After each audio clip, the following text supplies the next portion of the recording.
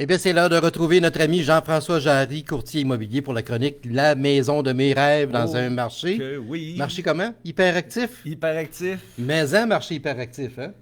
De quoi qu'on parle aujourd'hui? On parle de condo. Oh que oui, ça c'est important. Oui. Vraiment, c'est vraiment important les condos. En fait, tu vois, il y a types, deux différents types de condos. Il y a la copropriété divise puis indivise. OK, OK? explique-moi ça. Alors, divise, c'est ce qu'on retrouve le plus souvent. C'est-à-dire que quand tu achètes ton condo, je fais une petite parenthèse ici. Mon garçon, il m'a dit, suite à la semaine passée, il dit, tu sais, Pops, il dit, au lieu de dire condo qui ressemble à condom, il dit, tu devrais dire condominium, comme ça, tu t'en fâcheras pas, tu sais. Oui, il y a Mais ça. c'est un peu trop long. Alors, c'est ça. Fait que le divise, c'est celui qu'on retrouve le plus souvent, c'est-à-dire, il a son propre numéro de lot.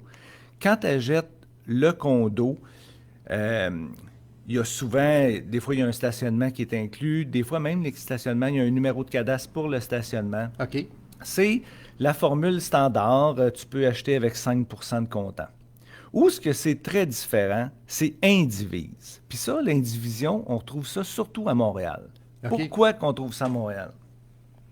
Il y a des investisseurs qui ont commencé à acheter tous les duplex puis les triplex pour les convertir en condos. Eh, Seigneur. Il achetait, je te donne un exemple, il achetait une bâtisse à 500 000, un triplex à 500 000, il y en avait là, il y a quelques années, et faisait la conversion en condo, faisait aucune rénovation, puis pouvait revendre les condos 225 après chaque condo. On peut-tu dire que c'est comme des faux condos?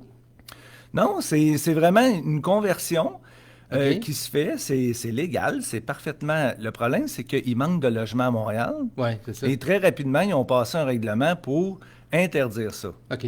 Mais là, eux, sont encore... Ils sont wise. sont wise, c'est ça, ils sont très wise. Fait que là, ils ont fait, OK, ils ont pu continuer à acheter des plex, puis finalement, les convertir toujours en condo, mais indivise. Qu'est-ce que ça veut dire indivise? Quand tu achètes, on parle d'un triplex, là, quand tu achètes un condo indivise, puis que 3 logements, par exemple, ça veut dire que tu es propriétaire un tiers du condo que tu achètes, puis tu es propriétaire un tiers des 2 autres condos dans la bâtisse. Ah oui. T'imagines-tu la complexité de ça? Évidemment, pour le financement, ça prend une mise de fonds qui est plus grande, ça prend 20 il faut que tout le monde, les trois, soient avec la même institution financière parce que l'hypothèque doit être à la même place. Oui.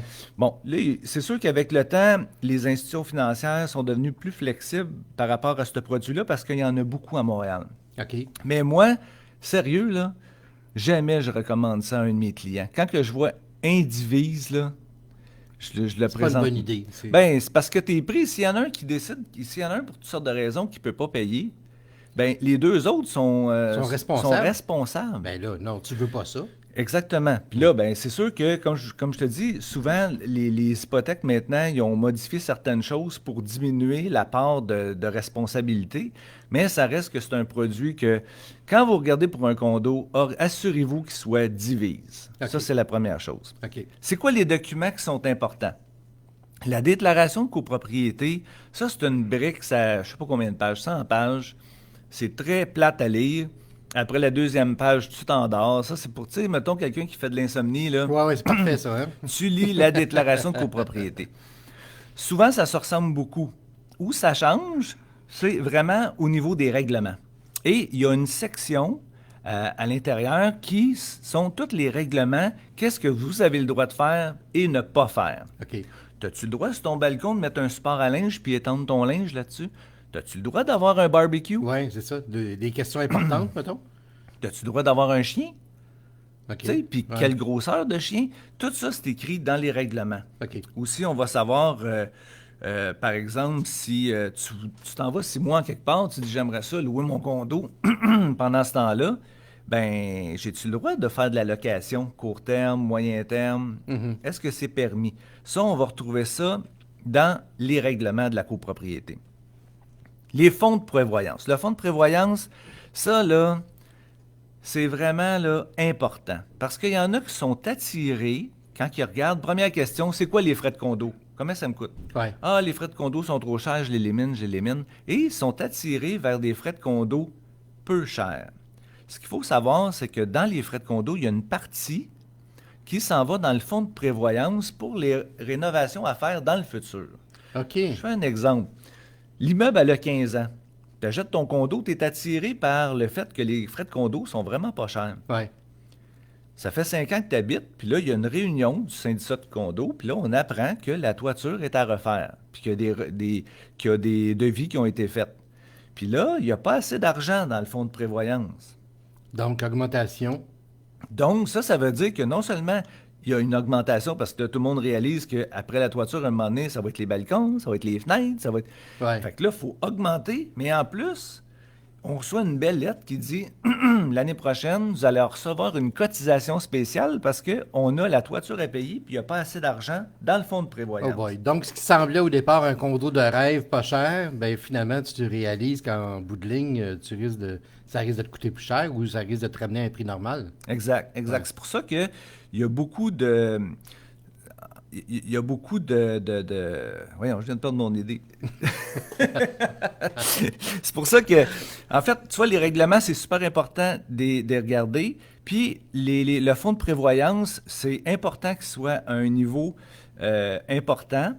Ah oui, c'est ça que j'allais dire. C'est que le gouvernement, il y a trop de contracteurs, il y a trop de gens qui faisaient des condos neufs, puis ils mettaient les frais de condo très, très minimes parce qu'ils disaient, c'est neuf, il n'y aura rien à faire avant on ne sait pas combien d'années. OK, ouais. Puis là, les gens se retrouvaient qu'il n'y avait rien dans le fond.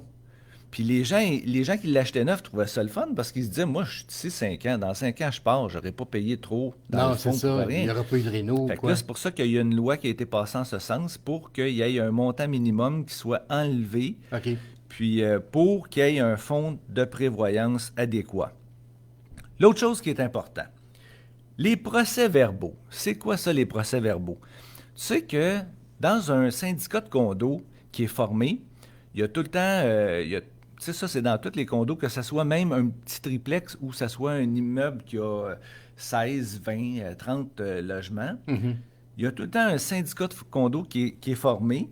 Il y a un président, bon, c'est sûr que si c'est juste un triplex, souvent la même personne fait 3-4 emplois. 3-4 emplois. Oui. Et il y a une personne qui est nommée, que sa job, c'est d'écrire l'ordre du jour, puis pendant la réunion annuelle, qui doit écrire les grandes lignes de qu'est-ce qui s'est dit pendant la réunion. OK. D'où l'importance de bien lire ces documents-là, parce que si, là, tu vas avoir une idée quel genre de clientèle il y a dans l'immeuble, il faut lire les procès-verbaux. OK. Puis c'est pas très long à lire. Puis là, c'est là qu'on voit que, la personne au 504, là, elle est pas facile, tu sais. Ouais. Tu Paye pas- réalises, ça va être quoi ton environnement, là? C'est ça, paye pas toujours ses frais, est en retard, tout le temps des plaintes, même qu'il y a eu une lettre d'avocat qui est envoyée, nanana. Dans les procès-verbaux, on va tout pouvoir voir ça.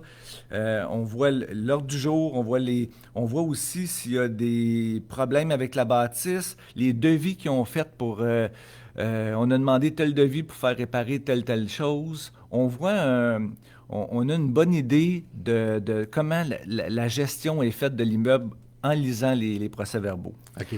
Dernière chose, c'est que nous, les courtiers, on a un formulaire extraordinaire qui s'appelle le DRCOP. Ouais. C'est nous qui l'envoyons directement au président des condos qui est obligé de le remplir. Puis, il y a toutes les affaires les plus importantes sont dans le formulaire. Fait que ça, c'est vraiment, on le fait systématiquement. On a le montant à scène de qu'est-ce qu'il y a dans le fonds de prévoyance. OK. Puis, y a-t-il des cotisations spéciales qui s'en viennent? Toutes ces questions-là sont répondues dans le formulaire. Écoute, c'est tout un art d'acheter un condo, hein? Oui, vraiment. Je pense que la meilleure façon de s'y retrouver, ben, c'est de faire appel à tes services. Oui, tout à fait. Appelez-moi, ça va me faire plaisir. Excellent. Merci beaucoup, Jean-François. Hey, bonne journée. À bientôt.